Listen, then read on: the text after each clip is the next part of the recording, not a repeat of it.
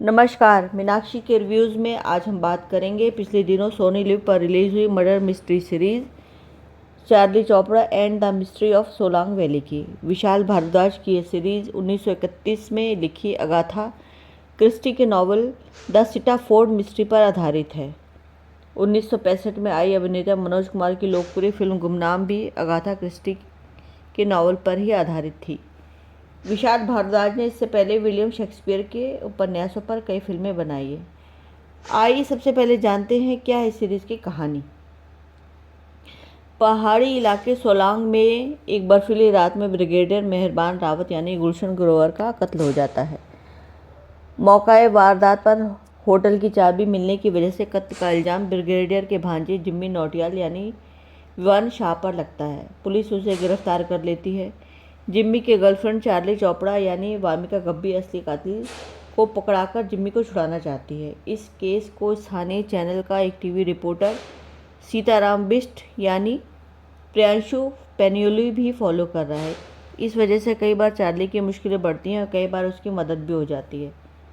Charlie को लगता है कि कातिल परिवार में से ही कोई है, क्योंकि ब्रिगेडियर के मरने से कई लोगों को उसका पैसा और घर मिल सकता था और पैसे की ज़रूरत तो सभी की होती है।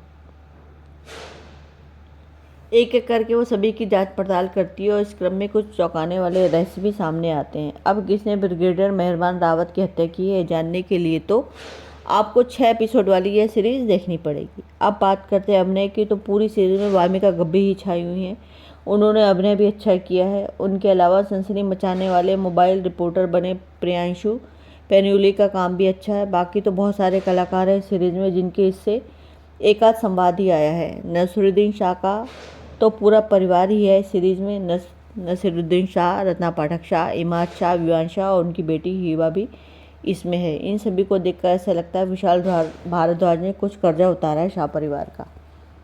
नीना गुप्ता, ललित पारिमू का भी अभिनय भी अच्छा है। चंदन रॉय सान्याल, पाओली डैम भी इसमें है। बहुत भीड़ है सीरीज़ में, कई बार रिश्ते जोड़ पाना भी मुश्किल हो जाता है। लारा दत्ता और ऋचा चड्ढा भी सीरीज़ में हैं। अब बात करते हैं लेखन और निर्देशन की, तो विशाल भारद्वाज मर्डर मिस्ट्री बनाने में माहिर हैं। उन्होंने अनेकों हिट फिल्में बनाई हैं, लेकिन इस सीरीज़ में वो कुछ चूक गए हैं। पहला एपिसोड तो बहुत ही स्लो है, देखते समय ऊब चढ़ती है। बाद के कुछ एपिसोड ठीक हैं, लेकिन मर्डर मिस्ट्री में जिस तेज़ी की जरूरत होती है वो इसमें गायब है।